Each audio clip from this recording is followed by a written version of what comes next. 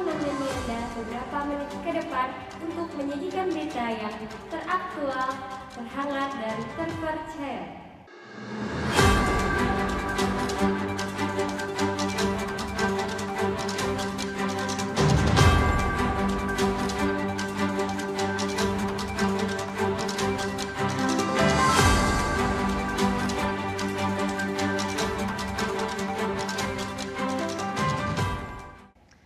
Berita pertama datang dari Ngaresiono, Kecamatan Guguk Panjang, Sumatera Barat. Telah terjadinya longsor di beberapa titik akibat curah hujan yang tinggi, yang menyebabkan akses jalan terputus sehingga mengalami kemacetan. Informasi selengkapnya yang akan disampaikan oleh rekan kami di lapangan.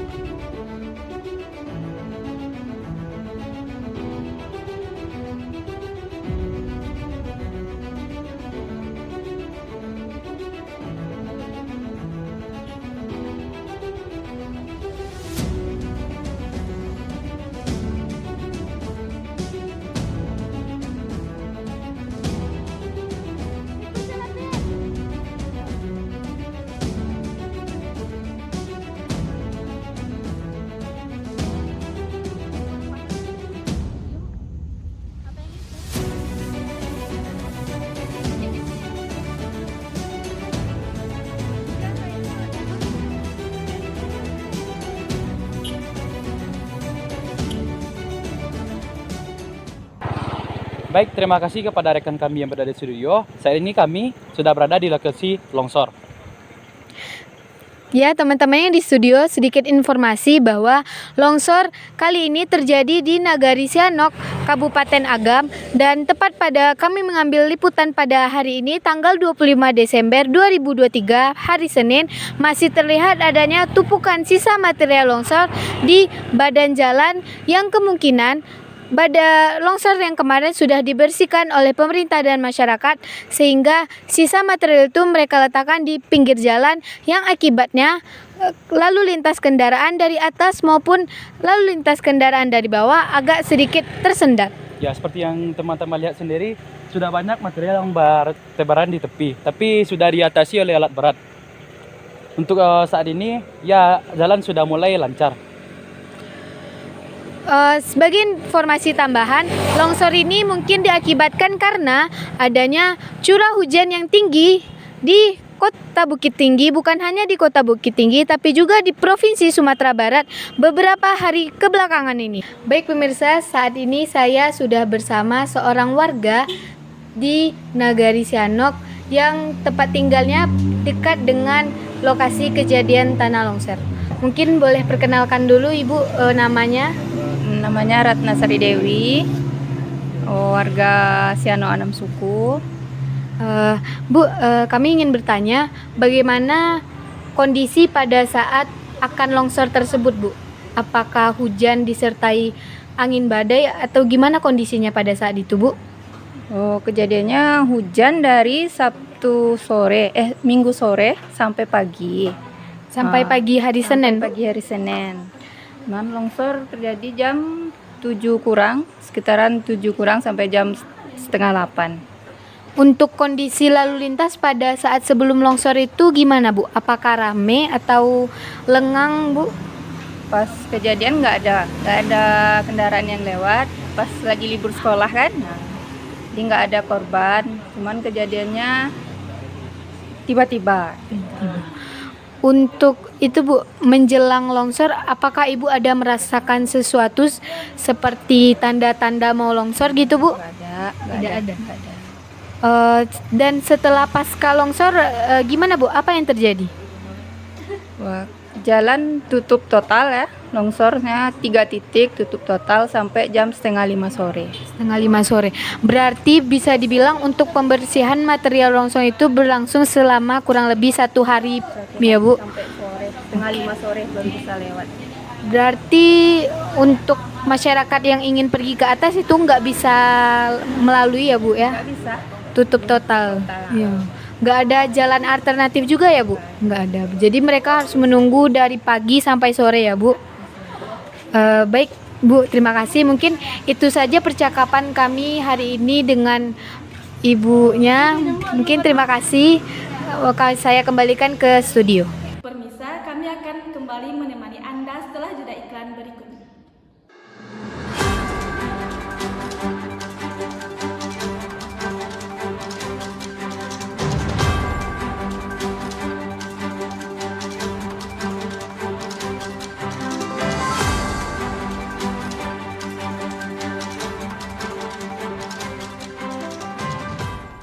Mau cari perabotan yang murah, harga terjangkau, lalu serba ada hanya di Mister DIY. Lapek-lapek, Cok.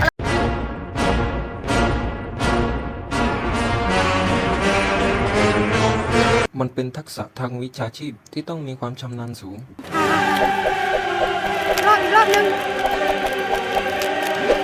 มันต้องฝึกทุกวันเพื่อความชำนาญฝีมือจะได้ไม่ตก จนเกิดเป็นสัญชาตญาณที่เกิดขึ้นที่เรียกว่า rubber reaction ยางที่ใช้ก็ต้องเป็นยางแท้เส้นผ่านศูนย์กลาง 3.28 มีความยืดหยุ่นสูงการมัดที่แน่นหนาและสวยงามจะอยู่ที่9 รอบ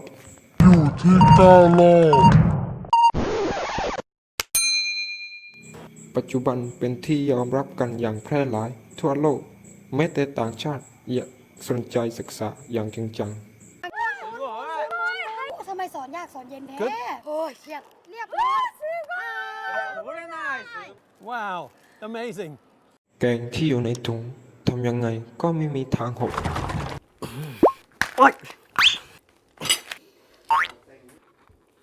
ทำไมต้องทำให้มันยากด้วย ในชีวิตเปิดอะไรยากๆมามากแล้ว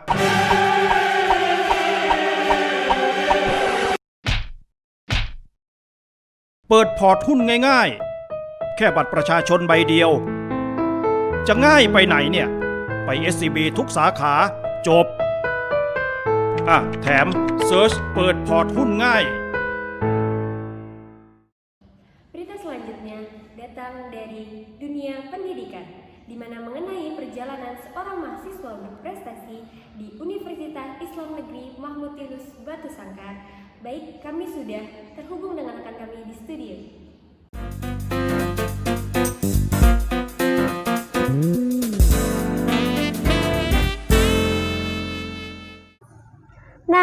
kali ini kita kedatangan bintang tamu yang sangat spesial.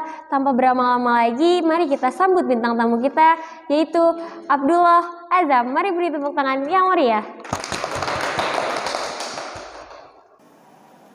Nah, terima kasih banyak ya Azam udah hadir pada talk show kita kali ini. Gimana kabarnya nih Azam? Alhamdulillah baik Hilma. Kalau boleh tahu kesibukannya beberapa hari kebelakang ini apa nih? Untuk kesibukan sekarang mungkin masih masa ujian kali ya, masih masa ujian untuk semua mahasiswa. Jadi mungkin dalam beberapa minggu ke belakang tuh Azam cukup sibuk karena ujian. Nah, setelah itu kemarin alhamdulillah baru selesai Pilmapres. Jadi Pilmapres itu diiringi sama ujian. Jadi lumayan padat lah jadwalnya gitu. Gitu ya. Nah, Azam ini adalah duta berprestasi dari Fakultas Usuluddin Adab Dakwah dari Universitas Islam Negeri Mahmud Yunus Batu Sangkar. Di ajang Pilmapres ini tahun 2023, tepatnya baru kemarin ya Azam. Iya. Jadi ada beberapa pertanyaan nih yang mau kita tanya sama Azam. Apa sih persiapan Azam yang Azam lakuin untuk ngikutin Pilmapres ini?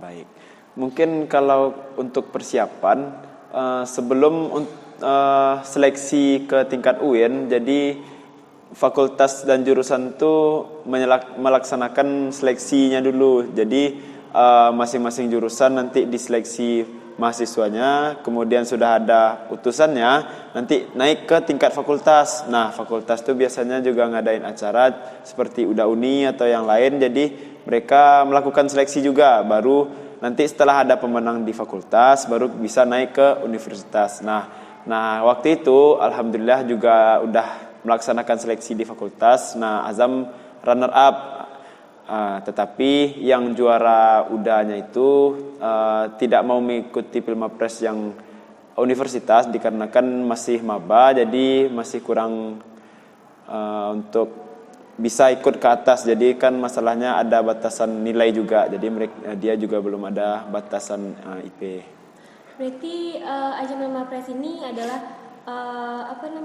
dia banyak prosesnya dari fakultas dulu ya baru bisa naik ke universitas. Lalu sejauh ini apa aja nih prestasi yang udah Azam meraih? Alhamdulillah kalau untuk prestasi mungkin ada di tingkat fakultas juga ada alhamdulillah, dan tingkat universitas bahkan umum pun alhamdulillah sudah Azam raih. Terutama itu di bidang olahraga karena Azam sangat menekuni olahraga. Jadi mungkin sebagian besar dari prestasi Azam itu hanya di bidang olahraga saja gitu. Tapi tidak menutup kemungkinan untuk prestasi akademiknya ya? Tidak dong. Bahkan untuk Pilmapres ini ada batasan nilainya tersendiri. Jadi di bawah nilai 3,5 tidak bisa mengikuti Pilmapres ini. Jadi tergantung dengan nilai juga, penilaian di dalam itu. Sangat banyak ya prestasi dari duta universitas kita. Lalu Nizam, pesan apa yang ingin Azam sampaikan untuk mahasiswa-mahasiswa yang ingin ikut atau yang ingin mempunyai prestasi di bangku kuliahnya? Nah, pesan untuk seluruh mahasiswa yang ingin mengikuti Pilmapres nih, teman-teman tuh jangan memikirkan prestasinya dulu, tetapi teman-teman harus menaikkan nilainya dulu. Capai nilai tersebut setinggi-tingginya baru kita memikirkan prestasi, karena syarat utama untuk mengikuti Pilmapres adalah nilai yang di atas 3,5. Sedangkan kalau teman-teman ada nih yang beberapa orang sertifikatnya banyak, mengikuti banyak lomba tetapi nilainya tidak sampai 3,5 juga tidak bisa mengikuti. Jadi untuk saran pada teman-teman, silahkan rajin-rajin banyak-banyak belajar dulu nih, naikkan nilainya baru kemudian mengukir prestasi sebanyak mungkin. Baik, terima kasih Azam. Selamat telah menjadi duta berprestasi Fakultas Fuad tahun 2023. Pemirsa, tak terasa kita sudah di penghujung acara kita. Pembicara kita tadi sungguh sangat menginspirasi, memberikan wawasan baru dan membuka pandangan tentang topik yang relevan kita. Sebagai penutup, mari kita ingat betapa pentingnya prestasi mahasiswa sebagai wadah pendidikan yang berkualitas. Semoga informasi yang didapat dan memberikan pemahaman yang lebih baik tentang pentingnya prestasi bagi mahasiswa ketika duduk di bangku perkuliahan. Saya Hilma bersama Narasumber kita Abdullah Adam, pamit undur diri, sampai jumpa. Permisa, kami akan kembali menemani Anda setelah jeda iklan berikut ini.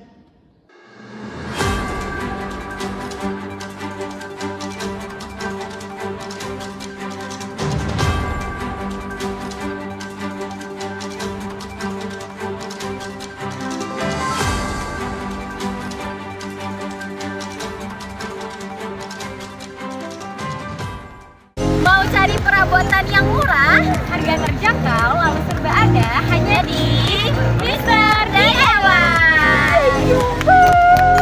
Lape-lape, cok.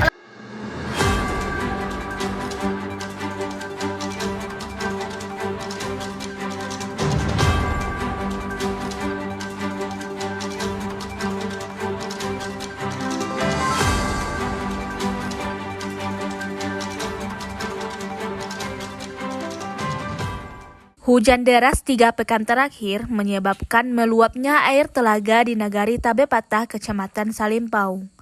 Luapan air telaga ini merendam lahan pertanian dan menyebabkan banjir setinggi 1,5 meter.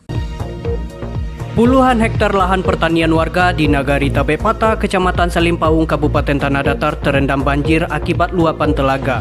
Banjir mengakibatkan petani gagal panen serta terganggunya aktivitas warga setempat.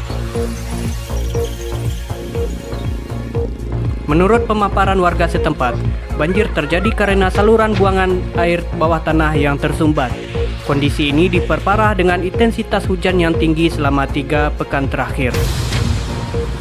Baiklah pemirsa, saya Hanifan Purnama sekarang sudah berada di TKP dan sekarang sudah bersama Nek Eli. Nek Eli merupakan salah satu penduduk asli daerah sini dan langsung saja kita wawancarai beliau.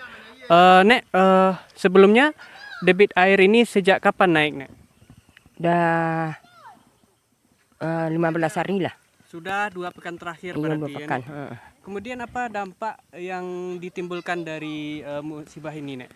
Nah, banyak lah ini rumah tapis, rumah masyarakat, tuh hasil tani uang, banyak yang terendam. Banyak meleset hasil panen. Oke, berarti banyak kerugian yang ditimbulkan dari naiknya debit air ya, Nek? Iya, banyak lah. Hubungan jalan putus. Iya, akses warga menjadi terhambat juga karena debit air yang tinggi. Ya. Kemudian, Nek, apa harapan Nenek terhadap musibah yang terjadi ini? Yo, harapan kami masyarakat supaya air ko capek berkurang dan menghasilkan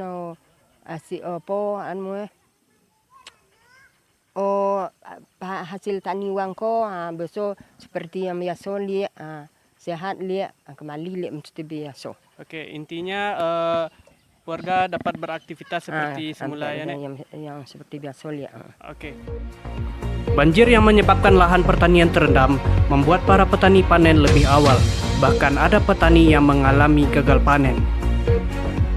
Warga setempat mengharapkan agar air segera surut dan banjir segera berakhir agar mereka dapat beraktivitas seperti semula. Hanifan Purnama, Broadcasting 22 dari Tabepatah melaporkan. Permisa, kami akan kembali menemani Anda setelah jeda iklan berikut ini.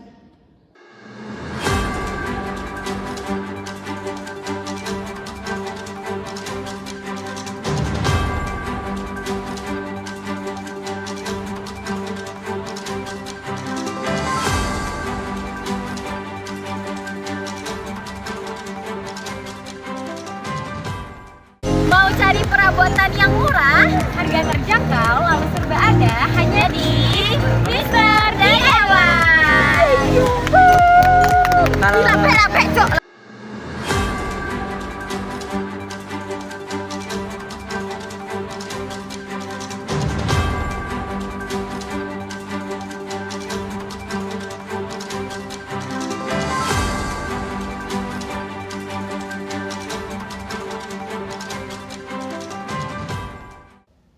Muhammad Hatta atau yang dikenal dengan sebutan Bung Hatta tak bisa dilepas dari sejarah kemerdekaan bersama Soekarno.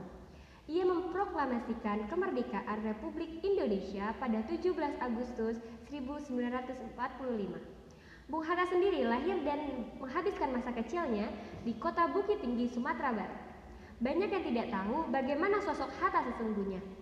Berikut ini sudah ada rekan kami di Museum Rumah Kelahiran Bung Hatta.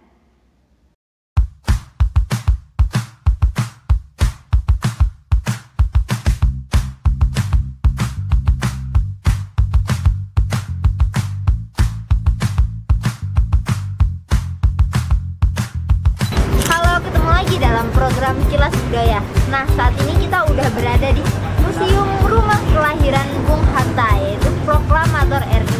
Nah, ayo kita lihat-lihat ke dalam. Tidak jauh dari pusat kota Bukit Tinggi, terdapat sebuah tempat wisata yang bisa menambah pengetahuan sejarah bagi kita semua, yakni Rumah Kelahiran Sang Proklamator, Bung Hatta. Di rumah bergaya klasik yang kini telah diubah menjadi museum, kita akan mengenal lebih dekat kehidupan Bung Hatta sewaktu kecil, hingga perjuangan Sang Proklamator untuk mewujudkan kemerdekaan Republik Indonesia. Rumah masa kecil Bung Hatta ini didirikan sekitar tahun 1860-an dengan menggunakan struktur kayu yang terdiri dari bangunan utama, pavilion, lumbung padi, dapur, dan kandang kuda. Bung Hatta lahir pada tanggal 12 Agustus 1902 di kota yang dulu masih bernama Fort Dekong dan sekarang bernama Bukit Tinggi. Beliau tinggal di rumah kelahirannya hingga menginjak usia 11 tahun. Meski hanya 11 tahun, rumah ini menjadi sangat penting bagi pembentukan karakter aktivis partai politik tersebut. Di rumah itulah ia belajar kedisiplinan, kesederhanaan, kasih sayang, dan integritas. Sebenarnya, rumah asli tempat Bung Hatta dilahirkan sudah runtuh pada tahun 1960-an. Lalu atas gagasan Ketua Yayasan Pendidikan, rumah tersebut dibangun ulang. Proses pembangunannya dimulai pada tanggal 15 Januari 1995 dan diresmikan pada tanggal 12 Agustus 1995. Boleh? Perkenalkan, nama saya Novendra, saya salah satu petugas dari Museum Rumah Kelahiran Bung Hatta. Di sini saya akan menjelaskan Museum Rumah Kelahiran Bung Hatta. Museum Rumah Kelahiran Bung Hatta yang sekarang ini nggak asli lagi, dah dibangun ulang. Karena dulu pada pembangunan pertama kalinya pada 1860 dan pada tahun 1960 rumahnya roboh dan tanahnya sempat terjual. Dan rumah Museum Rumah Kelahiran Bung Hatta yang sekarang ini sudah dibangun ulang pada tahun 94 selesai tahun 95 dan diresmikan pada tanggal 12 Agustus 1995. Oke Bang, berarti di tahun 1995 itu diresmikan menjadi museum atau bagaimana Bang? Pada Rumah Kelahiran Bung Hatta pada tahun sudah diresmikan pada tanggal 12 Agustus 1995 itu sudah menjadikan museum karena pengelolaan rumah ini sudah dikelola oleh Pemda Bukit Tinggi, bukan punya pihak dari keluarga lagi. Yang punya pihak dari keluarga lagi itu pada tahun 1860 sampai rumah ini roboh dan tanah terjual lalu dibeli ambil alih oleh Pemda Bukit Tinggi pada tahun 1995. Oke, apa tujuan dari dijadikannya rumah Bung Hatta ini sebagai museum, Bang? Tujuan utama untuk mengenang proklamator Indonesia dan mengetahui bagaimana untuk pengunjung masa kecil Bapak Hatta di rumah ini. Oke, Bang. Museum Rumah Kelahiran Bung Hatta dibangun mengikuti bentuk aslinya. Hal ini dapat disaksikan dalam memoir Bung Hatta ataupun berbagai dokumentasi milik keluarga Bung Hatta. Sebagian perabotan di dalam masih asli dari peninggalan masa kecil Bung Hatta yang diperoleh langsung dari keluarga dan kerabat. Begitu pula dengan tata letak perabotan yang masih dipertahankan di tempat asalnya. Di Museum Rumah Kelahiran Bung Hatta, kita dapat menyaksikan kesederhanaan Sang Proklamator melalui kamarnya.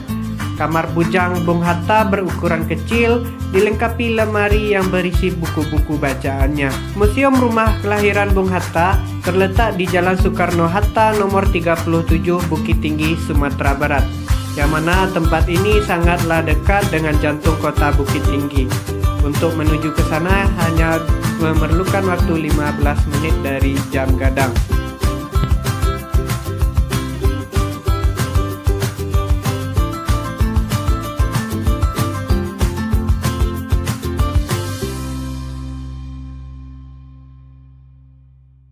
Permisa, kami akan kembali menemani Anda setelah jeda iklan berikut ini.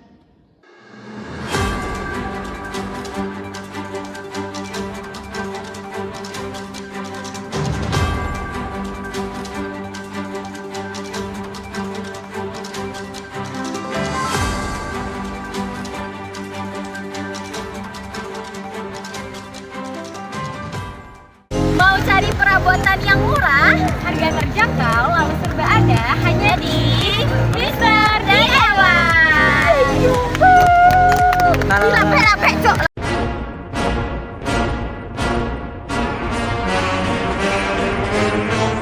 มันเป็นทักษะทางวิชาชีพที่ต้องมีความชำนาญสูง รอบนึง มันต้องฝึกทุกวันเพื่อความชำนาญฝีมือจะได้ไม่ตก จนเกิดเป็นสัญชาตญาณที่เกิดขึ้นที่เรียกว่า Rubber Reaction ยางที่ใช้ก็ต้องเป็นยางแท้เส้นผ่านศูนย์กลาง 3.28 มีความยืดหยุ่นสูงการมัดที่แน่นหนาและสวยงามจะอยู่ที่9 รอบ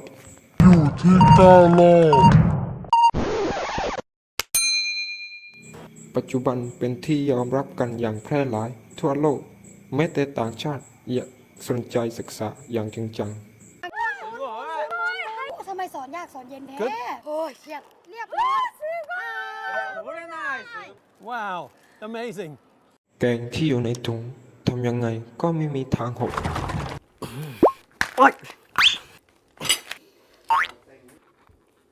ทำไมต้องทำให้มันยากด้วย ในชีวิตเปิดอะไรยากๆมามากแล้ว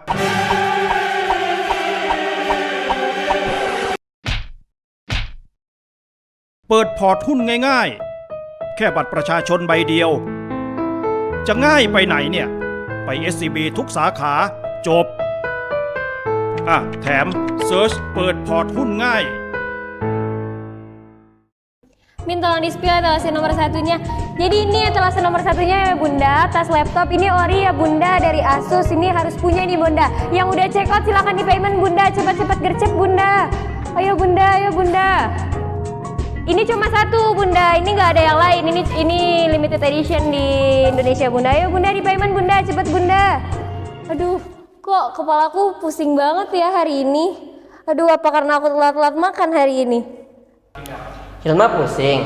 Iya nih Eksan, tadi aku lagi live tuh kepala aku tiba-tiba pusing. Minum ini aja. Ingat, pusing satu solusi. Dibodrikin aja. Nama saya Vina Philip. Pilihan saya jatuh ke tanah datar. Selain alamnya yang bagus, saya juga tertarik mengulik silat Pangean, sebuah bela diri kuno warisan leluhur Minangkabau. Pernah kita merantau dulu di daerah Riau, khusus untuk ekspedisi barang ilegal gitu. Sudah itu pulang karena orang tua sakit, kemudian kita kerja di tambang.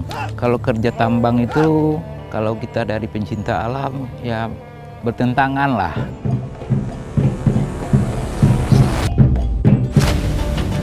Program pariwisata aku harus ada itu.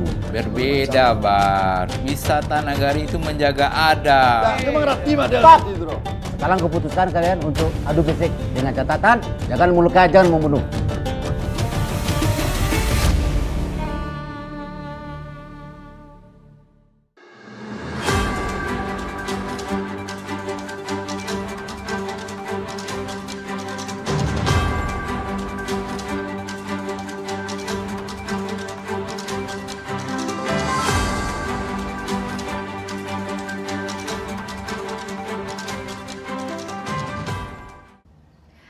Usai sudah kebersamaan kita dalam KPO News pagi ini, saya Mat Atuni Hema dan rekan saya Miftah Sadahcan beserta kru yang bertugas pamit undur diri dan sampai jumpa.